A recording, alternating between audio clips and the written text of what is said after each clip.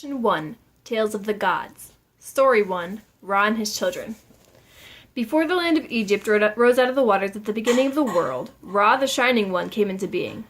He was all-powerful, and the secret of his power lay in his name, which was hidden from all the world. Having this power, he had only to name a thing, and that thing, too, came into being. I am Khepera at the dawn, and Ra at noon, and Turn in the evening, he said. And as he said it, behold, he was the sun, rising in the east, passing across the sky and setting in the west, and this was the first day of the world. When he named Shu, the wind blew. The rain fell when he named Tefnut the spitter, and after he spoke the name of Geb, and the earth rose above the waters of the sea, he cried, Nut! And that goddess was the arch of the sky, stretching over the earth with her feet on the horizon and her hands on the other. Then he named Happy, and the sacred river Nile flowed through Egypt to make it fruitful. Then Ra went on to name all the things on the earth, which grew into being at his words. Last of all, he spoke the words for man and woman, and soon there were people dwelling throughout the land of Egypt. After this, Ra himself took on the shape of a man and became the first pharaoh of Egypt. For thousands of years he reigned over the land, and there was peace and plenty. The Nile rose each year and flooded the fields. Then it sank back into its channel, leaving the rich coating of mud which made sure the crops as cool as the spring, the crops as the cool spring turned into the baking summer. There was no lean years while the Nile did not rise high enough, nor were there any years when the floods rose too high or lasted too long. It was the golden age of the world, and ever afterwards Egyptians spoke of good things which happened in the time of Ra. At last, however, even Ra grew old, for it was decreed that no man should live forever, and he made himself a man to rule over Egypt. And when he saw he was old, and his bones were like silver, his flesh like gold, and his hair like lapis lazuli, he could no longer rule well over the people of Egypt, nor fight against Apophis, the dragon of evil, who had grown out of the evil vapors in the darkness and the night, and sought to devour all things that were good and bright and kissed by the sun. Presently the evil of Apophis entered into the souls of the people of Egypt, and many of them rebelled against Ra, and did evil in his sight, worshipping the dragon of darkness instead of the eye of day. Ra perceived these things and the plots which the evil men were preparing against his divine majesty. Then he spoke to his attendants, saying, Gather together the high gods who are my court. Summon Shu and Tefnut. Bid Geb and Nut hasten to the council hall. Send even for Nun, the spirit of the waters out of which I arose at the beginning of the world. Gather them secretly. Let not evil among men know that I am aware of their doings. The gods came to the presence of Ra, bowing in turn, before giving him the kissing ground at his feet in token of loyalty. When all were gathered, none spoke for them, saying, Life, health, strength be to you, Ra, Pharaoh of Egypt, maker of all things. Speak to us so that we may hear your divine will.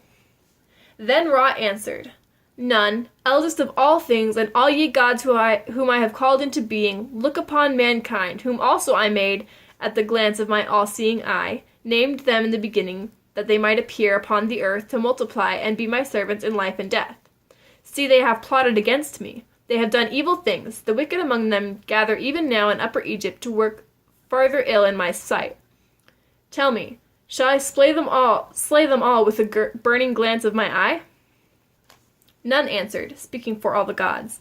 Ra, greater than I, of whom you came into the beginning, you who are mightier than all the gods you have created. If you send forth the burning glance of your eye to slay mankind, it will turn all the land of Egypt into a desert. Therefore make a power that will smite men and women only. Send out that which would burn the evil, but not harm the good. Then answered Ra, I will not send forth the burning glance of my eye. Instead, I will send Sekhmet against mankind. As he spoke the name, Sekhmet leapt into being, in form of a mighty lioness of gigantic size. As she sped away into Upper Egypt, she slaughtered and devoured mankind until the Nile ran red with blood and the earth beside it became a giant red marsh. Before long, the wicked among men had been slain by Sekhmet, and the rest prayed to Ra for mercy. And Ra wished to spare them, for he had no desire to slay all of mankind and leave himself the ruler of a desolate earth with no human beings to serve him. But, having tasted blood, Sekhmet would not cease from her hunting. Day by day she stalked through the land of Egypt, slaying all whom she met, and night by night she hid herself among the rocks on the edge of the desert, waiting for the sun to rise so that she might hunt once more. Then said Ra, Sekhmet cannot be stayed except by a trick. If I can deceive her and save mankind from her sharp teeth and from her claws, I will give her greater power yet over them, so that her heart shall rejoice, and she shall not feel that honor has been taken from her. So Ra summoned him swift and speedy messengers and commanded them, saying, Run like the shadow of a body, swifter and more silently than the body itself, to the island of Elephantine that lies in the Nile below the first cataract. Bring me the red ochre that is found there, alone. Bring it with speed. Away sped the messengers through the darkness and returned to Heliopolis, the city of Ra, bearing loads of red ochre and elephantine. There, by Ra's command, all the priestesses of the Temple of the Sun and all the maidens and servants of the royal court were set to crushing barley and making beer. 7,000 jars did they make, and, by the command of Ra, they mingled the red ochre of the elephantine so that it gleamed in the moonlight red as blood. Now, said Ra, carry this upstream to protect mankind. Carry it to where Sekhmet means to slaughter men when the day returns, and pour it upon the earth as a trap for her. Day dawned, and Sekhmet came into the sunlight from her lair among the rocks and looked about her, seeking whom in the night she might devour.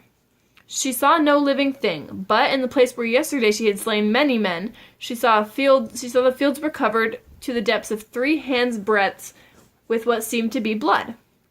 Sekhmet saw and laughed a laugh like the roar of a hungry lioness. Thinking that it was the blood that she had shed upon the previous day, she stooped and drank greedily.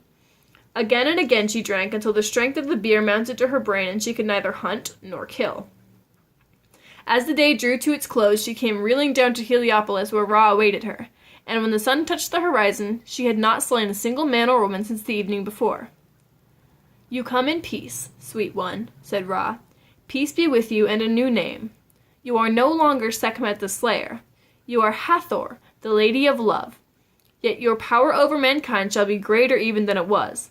For the passion of love shall be stronger than the passion of hate, and all shall know love, and all shall be your victims. Moreover, in memory of this day, the priestesses of love shall drink the beer of Heliopolis, made red with the ochre of elephantine, on the day of each year at a great festival in honor of Hathor. So mankind was saved by Ra and given both new delight and a new pain.